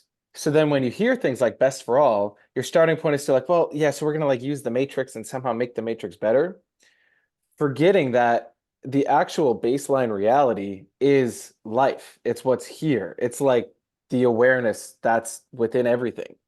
That's actually who you are. Underneath all the programming and the bot and everything and all your fucking excuses, you are actually life equal in one. Yet we've then accepted and allowed this whole like derivative of that. And then, so it's like, if you're operating as this like fucked up, corrupted program, then you think, oh, well, yeah, we could do what's best for all and maybe, and it's like, it's just built on doubt. It's built on a fucked brick wall. But you're not realizing that the actual best for all is not something out there. It's already here. Like it is the foundation. We just got to sort out the foundation more effectively. That to me was like, it actually became pretty obvious early on. Like once I actually started seeing this, I'm like, oh shit. Because I was always thinking, oh, energy is the baseline reality. And from energy comes everything. And then one day Cameron asked me like, well, where'd the energy come from? I'm like, oh. I was like, really? Oh. And I just like sat with that for a while. And then I was like, huh. And then I did my techno tutor on it as well. So I could actually integrate it. So again, it's one thing to consciously go, oh, okay, sure. Then I would just be believing Cameron. So then I actually studied it for myself, looked at it, and I'm like, oh, this makes sense. And now I see It's like how we get through. if you think about like a battery, it's a physical object that has potential, and then the energy can flow when you put it in something. But there's no just energy that's flowing. There's like, it's so funny because everyone's like, everything is energy. It's like, no, energy is a generated thing from it's like the movement of things. It's the friction between things. It's this when you separate things, they want to snap back. It's not the energy that's real. That's like the byproduct, right? I was thinking about this. So that this is what I went to get. I'll show you in a second. Because we were talking about, I know I'm kind of skipping back, but like we are talking about Sam and like changing the headlights and then all those points about, it's like but it ties into what we're talking about because it's like everyone's thinking, if I could just learn how to program LLMs, or they're just taking the thing that's being given to the world, and then through all this like tech bullshit, and then if I could just capitalize on that, then I can survive. Instead of like, what are the things that are here that we could take responsibility for? Because then certain things, I like what you're saying, because it's like not taking the matrix for granted as the baseline and realizing a lot of what you see in the matrix could just go away. Right. If we take for example, we were talking about like dentistry. Doesn't mean there can't be any dentists, but a lot of what we think, okay, for example, someone's like, well, I don't have a refrigerator, so I can't have eggs. How many people, like if your refrigerator went out, you would assume, well, you just can't have eggs. Right? Most people. But you have chickens, right, Mitch? Yep. Do you guys refrigerate your eggs? Nope. You just put them on the windowsill or somewhere, right? Yeah. But you don't wash them, right? Yeah. And then before you use it, you wash it, I'm assuming, right? That's what we do. Mm-hmm. Yeah. So I got like probably 48 eggs sitting I have like 50 eggs sitting in the coop. right, just sitting there on the kitchen counter. And like before we use it, we wash it off, right? There's a process you have to do, right? But it's not a big deal. But if you want to industrialize it and make it a mass produced thing, you have to wash them in a certain way, and then they have to go in the refrigerator after that because they lose this. Right, it's that ability to, like- centralization of it instead of the decentralization of it. and then you have people who go to the store and they buy the eggs, and they just when I went to South Africa, they didn't refrigerate their eggs, and I was like, this is weird. Yeah. And I asked, and they're like, no, I don't even think anyone thought it was weird. I mean, they didn't. It's kind of like they're like, what do you mean? Like, it just didn't. Why would you? I'm like, how is that possible? But I didn't know why it didn't make sense. It just didn't make sense because it wasn't the way it was done. But so I'm just saying like, as you take responsibility, certain things open up and certain things fall away. Like, I'm not saying you don't need a refrigerator at all, but you can still have milk. Another thing too, it's like I used to have this point where anytime I would touch bacon, I'd be like, I gotta wash my hands right away. Now he rubs bacon all over himself. Do you guys ever like have that? Or it's like if you touch chicken meat, Sure. Yeah. or yeah. or eggs, if you get eggs on your hand or something, it's like I gotta wash my hands before I do anything else because of all these ideas that this disease is going to happen. And I realized it's not like, I actually within my consciousness had this idea that those things have disease in them. Yeah. That you got to cook it out of that, other than not realizing, no, that's a rare thing that can happen if it's not stored properly or something like that. But if you just open up a package of bacon and touch the bacon, and then you accidentally lick your hand, like, it's probably not going to be a problem. I'm not saying they can never be a problem. Like, maybe the bacon was rotten or something. Whatever. See, God, can we fact check this according to your holistic nutrition? She's not listening. She's not listening. But she's with the baby. But you see what I mean? It's just like a whole different mindset of like, but it's because the responsibility was never taken. So you go to the restaurant and then everything's taken care of for you. All that's done for you. But then you don't even know what kind of ingredients they're putting in there, what kind of flour, what kind of sugar, like what kind of anything is being used in these ingredients. So you're going there and just expecting, as long as it tastes good, then, you know what I mean? Then it's good, rather than like what's actually going into it. And then we wonder why we have nutrition problems. Anyways, I was thinking about this. So I want to show you this real quick. I want to know if anybody knows what this is. Some might. I don't know. I would doubt many people would know what this is. Okay. Let me show you. I'll show you guys. You tell me what you think. Is it an apparition of the Virgin Mary? Nope. Something for plumbing. That's my guess. I think it's Why? Shiny. It looks like a spark plug, kind of, doesn't it? Kind of has like that same shape, right? Yeah. Yeah, I don't know. Something's going through it. Right. Yeah. Oh. Right. Okay. You're Faucet? Freemason. Oh. This one doesn't actually fit on here, but What is it for a faucet? yeah. So Shower? you have like inside here, right? Yeah. This is an old Yeah. one. You got those little grooves that fit onto here. It's the wrong size for this one, but Yeah. and then you have this little hole that that you put a screw through that goes into here. See, it's threaded inside there. Yeah. And that's what connects it in so that it grips it. And then when you turn it, this is what's turning this. And if you watch really closely inside there, watch. Oh yeah. See that? Yeah. Right. So normally this is off, and there's water all the way up to this silver thing coming in. And then the pipe that goes into the faucet part, there's like a hole that goes that way or whatever direction. And as you open this up, it's letting that water now flow through into that hole and then through to the other side where it goes into the pipe. So it comes in here in this way. You open it up and then it's able to continue flowing through to the next part of the pipe. So this will shut it off or turn it on. And it's actually really simple. And anyone who's done plumbing probably knows, like, yeah, of course, right? But I guarantee you 90% of people, 99% of people would have no idea what this is. They might guess like maybe some plumbing things or some clues or something, but they wouldn't really know. And I didn't even know.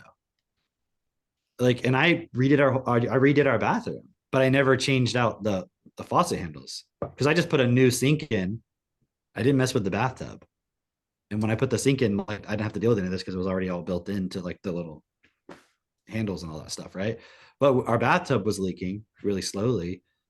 And it's like you really crank it and it's like still leaking a little bit, right? So I had to like take those all apart and put them all back and everything.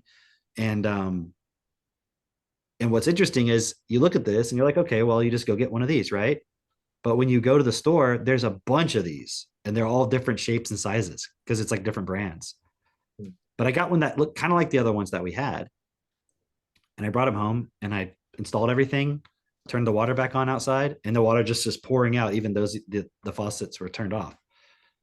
It's like, what the fuck? So then I start looking in more closely. I don't have pictures of it, but it's like the tubing, the water comes in to this part, and then it goes that way towards to a pipe that goes eventually to the faucet. So this either blocks it or doesn't block it. But where this one specifically cuts off and where the hole is that's going to continue is in a different place. So this thing, because of the exact size of it, is not really blocking the water at all, no matter what. It's just flowing right past this. Okay. Because if you imagine this was extended out further or something, it's going to block the water. I know I'm not explaining it because it's hard. You have to see it, right? But my point is, until I started looking further, I realized like, oh, that's why the one we have blocks the water and doesn't. There's a subtle difference between the design of them. But you don't go to the store and it's like, oh, you have this kind of tub. Here you go. It's like, you got to figure this shit out. And like a plumber would already know all of this and they would know what to look for. And they look in the pipe like, okay, it's this kind, or this is the one that came from. So I need this particular style. I didn't know any of that stuff. So I spent like at least an hour in Lowe's, like looking like at all these things and trying to figure it out, and then going home and doing it and then being like, this is not working still. And then trying to figure out why it's not working right. You know, and yes, I could just call a plumber, but it's cool because you realize like, oh, actually though, I could do a lot more than I realized if I just don't have this belief that I can't figure it out. Yeah. And one of the byproducts of developing your vocabulary and trying new things and doing things like Sam was talking about, like we've been talking about, is you just realize you can do a lot more.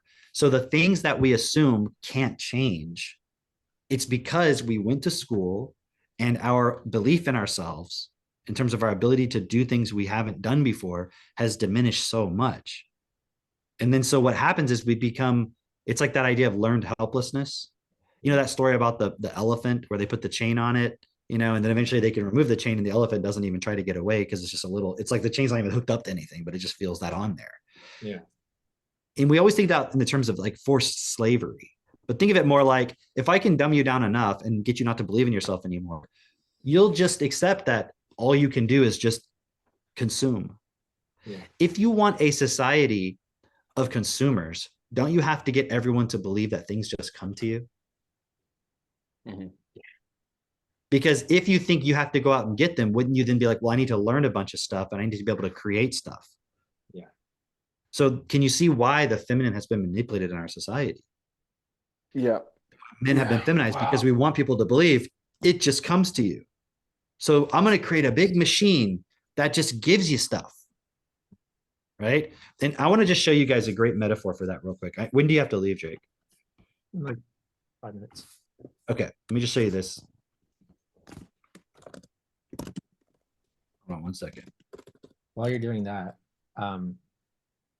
when you said, did you watch the Super Bowl? No, but I watched the Putin interview. And it was interesting because I was seeing this conservative person, or seemingly conservative person, say like, oh, far right extremists are so cringe going to listen to Putin, whatever. And I'm like, oh, there you go. You can see like there's this manipulation of like, you can't even listen. You can't even like listen to an interview because that makes you far right. That makes you like cringe. That like, it's so weird, this manipulation that people do to each other, where it's like, you're trying to shame me out of listening to somebody, like, but you want me to listen to you? Like, what if somebody just said listening to you is cringe? Like, what? Like, how does this make sense as an argument at all? Right. It's fucking bot behavior. It is. It's big bot Fucking behavior. bots. Yeah, it's interesting, that whole point of like, we can't listen to him because he might be persuasive or something. And it's like, Yeah, he explained a lot of context about Russian history and all that stuff that probably most people wouldn't know. Like, I didn't know a lot of that stuff, but I mean, Oh, yeah. I put things together. Kind of, some of it makes sense, whatever. But at the end of the day, what I saw was nothing about that interview was surprising to me. Like nothing was like, oh, now I really understand him. Like, no, like Yeah. all of it was like, yeah, I've already seen plenty of interviews of Putin. Like you can watch him talking to the UN or talking to this, or like I've seen tons of him talking, and it's the same guy. Like it's not like he put on some special performance. Nothing was new. Yeah. And he comes across as very reasonable. Right. To the degree that a politician who is like in power, not considering what's best for all, like can be reasonable, right? Yeah. But reasonable from the perspective of, it's so funny because like what the media is telling the American people is that, well, if we don't fight here, he's going to take over all of Europe. He's a crazy dictator. And it's like coming from the country that has military bases everywhere, that fucking bombs indiscriminately, that supports wars all around the world, that supports that supported Osama bin Laden in the beginning. Right.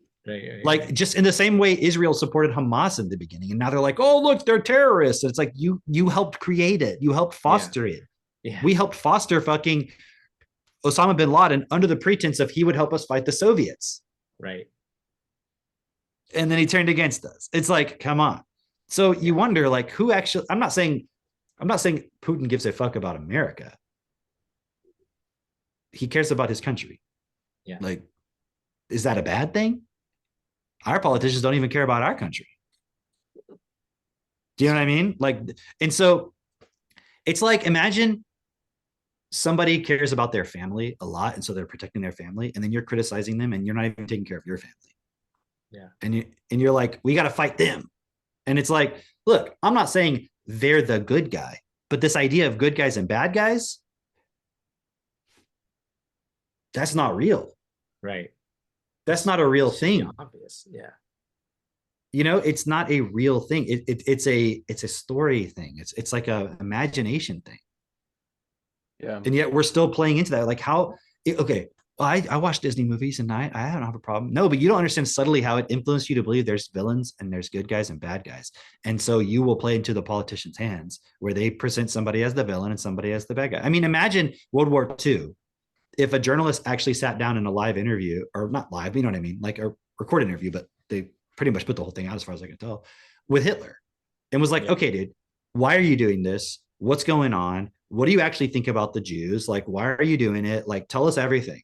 Like, well, if he does that, everyone will be on his side. What? I mean, wouldn't you just be like, okay, I mean, he's saying all this crazy shit about Jewish people. Like, that's fucked up. Like, doesn't make sense. I don't agree with him. Okay, it makes sense. We should fight this war. But they're afraid that if people listen to it, they think we shouldn't fight the war. Right. Because he's so persuasive and he's just so sneaky, tricky. Well, remember in World War II, Americans did not want to join the war. It wasn't until there was Pearl Harbor that they got Americans to join the war. And even with that, it was like they knew the Japanese were planning an attack. In fact, the Japanese said, we sent you the information that we were heading in that direction as a, like, for apparently Japanese have a lot of honor with this stuff. And they're like, we would never be so dishonorable. We will attack at noon. Attack. Prepare yourself for the attack. Exactly. And we're like, yeah, we'll prepare. Right. Exactly. Exactly. And so the US, like, there's so many things that you can look up. But the US, well, that's kind of like 9/11, right? They were like, hey, in a couple of weeks, I think they're probably going to do this thing over here. And Bush was like, yes, thank you for the information. All right, now back what he's doing, I don't even know. Back to counting my beans. I don't know what he's doing. Right, exactly. It's like, I like what Putin said about Bush, though. He was like, he said the same thing I was talking with Avery about like many times, right? Yeah. You think Bush is this like dumbass old country boy? Yeah. And Putin's like, no, he's a smart man. He knows what he's doing. He understands the decisions he's making. Like, that was all a fucking show, dude. Yeah. Imagine you think Trump's a good actor? Like, Bush is a good actor. Yeah. That was really interesting. I think there's one cool kind of like synthesizing idea here of kind of everything, back to the apparitions of Virgin Mary and the freaking becoming your own dentist, all that is it's this idea. I actually got it from a NeoThink book, but it's called reality power. So we talk a lot about like power thinking, power approach. It's like, the whole fucking NeoThink thing. But the coolest phrase in it is reality power, because when you're actually in alignment with reality, working with what's here, there's a power in that. And if you're trapped in the fucking matrix, there's also a power to that, but it's not a real power. It's like the power of like that little kid being in the fucking, trance, and they're like, the Virgin Mary and everything. But it's like this fucked up, corrupted sense of that body is hijacked and they're being used for some ulterior motive, which is fucking playing into the hands of the system. Dude, Whereas- maybe that's where they got the idea for Pearl Harbor. They're like, remember that time when God like sent Mary and like told those people like, and remember when he like used the sun and like fucking was about to smash into the earth and like threatened them? Like maybe if we do something like that, we can get more power for ourselves. Maybe, yeah, the whole like rising sun, fucking Japanese symbols. Yeah. So the reality power though is it is as you align yourself with reality and what's here, which includes your fucking vocabulary, all the words you have and you have access to, you become more able to do things. And then collectively as a group, as we continue to do that, and we have not just integrated vocabulary as individuals, but then like in an integrated community, and we have integrated cooperation. That's literally the way forward, is doing that. Do you have any of the old neo-tech books? I have some of them that must have different parts of them put in. I got like, But there's like $200 worth of them on neo-tech. eBay. There's Yeah. neo-tech and there's neo-think, and neo-think was like kind of like after I've neo-tech. the Neotech is like, if it's like the Frank Wallace ones, I have those. Yeah. Yeah, Frank Wallace. There's Yeah. a phrase in there he uses. Zontower. No, not that one. Fully integrated honesty. Yeah. There's some cool phrases in there. And I I'm like just that. saying, like, that's part of the point of aligning yourself with reality. It's like, it's not even just about like, well, you have to know everything about reality because you're not going to know all of that. But it's Yeah. about we call it self-honesty. It's Yeah. about the self-honesty. Because he explains the anti-civilization versus the civilization of the universe, which makes so much sense, because the anti-civilization is one where these politicians fucking eat like parasites off the production of the masses. Whereas the civilization of the universe is where you're in alignment with the universe and you're working together. It's just the part that Neotech and Neothing missed is that no one can fucking read. That's where we come in, So Hey, can I show you one more thing before you go? Yeah. And then we can wrap it up. I mean, you guys can keep Um, going. I'll just. Well, I just want to show this real quick because I had pulled up. Check this out. Let me, before I share it, let me. I'm going to try to maximize it. Well, this is post. Oh, this is a public post. Okay, so I can share it. Check this out. This is a baby. This is a family we know. Baby, they use Technotutor with their baby. 17 months. 17 months old. Hey Celeste, can you tell me what this letter is? X. Very good. How about this letter? What is it? C. Do you know this one? A. Yes. And how about this one? It's R. Okay, I think that's the cool enough to get the idea of it, right? Yeah. Using Technotutor, right? Yeah. 17 months. Not our kids. How many times have we seen this over and over and over? Yeah. Right. Super cool. And just to go back real quick to that point you brought up, that decentralization of education. When we say we're changing the system, that's what we mean. We're not here to fix the fucking broken system of like send your kids to school and like make it better and make it more apps and AIs and stuff. No, it's like decentralize it, bring the power back to the parents. And then the parents are decentralizing all the points. Like I fucking change my own oil in my car. We just get a day and we just do the oil changes. It's cool. It doesn't take that long. Yeah. I mean, I could spend other than the oil, I mean, they must charge you like $5 to change it out here because you have to pay for the oil. Like, because whenever I get to look at the bill, whenever I would have them change it, I'm like, that's literally just the cost of oil. Like, how are they even making money? So I'm like, yeah, you could. My point being, like, I could just spend the money. It's not like it's a big deal, but it's like doing something yourself. If it's practically something else to do, I totally understand. But how much of our responsibility do we give away because we don't actually believe in ourselves? And then your bathtub starts leaking and then you start freaking out. And you know what's crazy? Go ahead. I was just gonna say, I hear from people all the time, like, I don't do jobs that, I could hire somebody for $10 to do. You ever hear that? You're like, Yeah. people say that all the time. It's like, okay, but you're not doing anything real in this world either. Like, it's not like, okay, so you get some more time, or like it And now usually go comes build from your people. ecom business. Yeah, it usually comes from people who are like trying to like become wealthy, and like I get that, I get the hustle, right? But it's like, but you're not doing anything real in life. You're just like trying to make money for money's sake, you know? And that can't last. That won't last. That's the reason why the system is collapsing. And it's funny because you're going into it still doing that, you know? But continue, Kim. No, that's all. I just wanted to share some of those points. Yeah. No, that's really cool. We don't. We don't need to beat a dead horse. We could beat. I prefer to beat a live horse. Is my point. So. Oh, okay. All right. Although I guess we are alive, so maybe it makes sense. But anyways, yeah. Yeah. No, it's just cool. Like to really, I want to support people to see like realigning your starting point, and then starting the process of doing the self-forgiveness, realigning your vocabulary. And then supporting your children with this point. Like the way we always show these points with our kids, like we're not trying to be influencers, if that makes sense. An influencer is like somebody who's like, okay, I want to make money online by looking at trends and then copying those trends or doing things in a certain way where I get viewership for the purpose of monetizing it. We're sharing because we want people to see the evidence of what we're talking about. And because of that, it's like you can trust what we're showing you. Like when our kids are, it's like this is like our kids just reading books and stuff. Like that book that Seneca was talking about. To go back to that for a second, like the book was out she sees Katie reading it, and the book is sitting there. She just starts reading it at breakfast. It's not like we're like, hey, read this and then tell me about it in a video. Like instead, what was the book that the reason read at like 4.5 years old. You know the book I'm talking about? The I don't remember. Pollyanna. Yeah. Oh yeah. Okay. So, oh yeah, where she was like reading it out loud. Yeah. Yeah. So literally, just like less than a year ago, she's reading Pollyanna. She's at 4.5 years old, which is like considered a 5th grade reading level, right? And now she's reading this. This book is way beyond a 5th grade reading.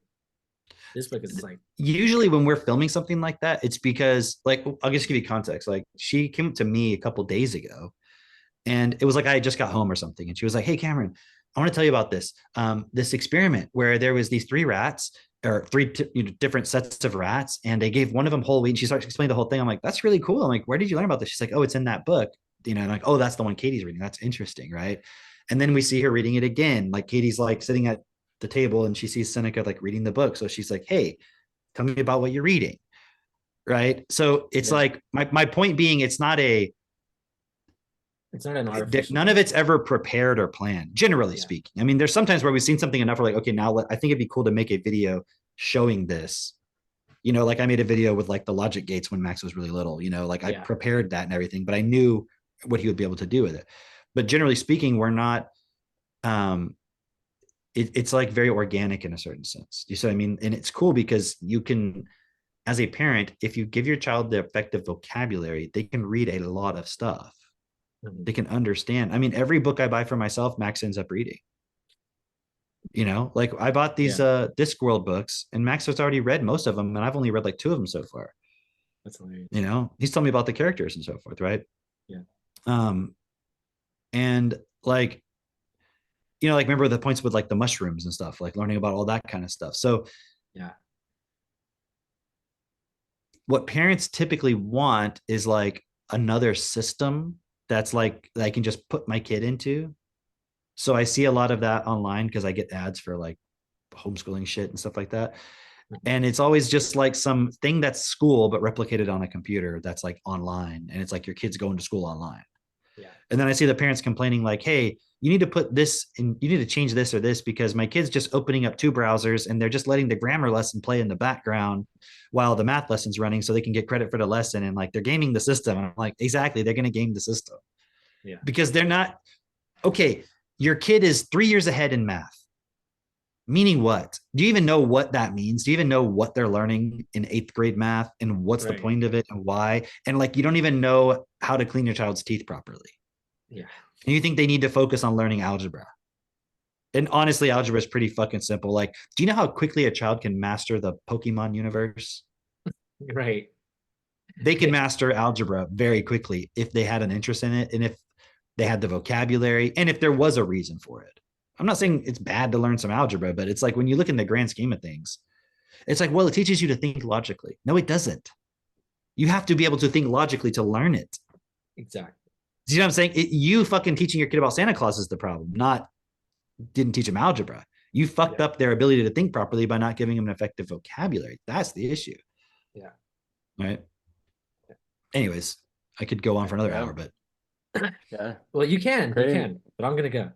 no, we'll stop it here because we got other calls and stuff coming up. But Yeah. yeah. Great. The one thing we just got to add to this is, so now it's like people can see this. Then the next thing is like just realizing you're capable of so much more. Yeah. So like really pushing yourself, and you'll see like, holy shit, the more I do, the more I realize I can do. And it's really fucking cool. Then you help other people do that. Then you have community, and then the greatness emerges from that. So let's keep making that happen. Nice. What the hell? Is that it? Hold on, guys. I think Mary's sun? outside my window trying to. Oh yeah, the sun's dancing around. Sorry, guys, gotta go. I think I'm about to get some healing waters here. Are your kids now convulsing on the ground? Yeah. I have to go pinch and slap them and make sure that they're Yeah, actually bring the having flashlight. if they don't respond to that, it's obvious evidence that it's literally, the Virgin Mary talking to them, because it couldn't be anything else, if they're not responding to my pinches and slaps, so. It could be the Applevision Pro though. Hey, I was pinched and slapped by a priest at the apparition of Mary, and I turned out fine. Yeah. It's great. All right, y'all. See All right, ya. everybody. See ya. And you're gonna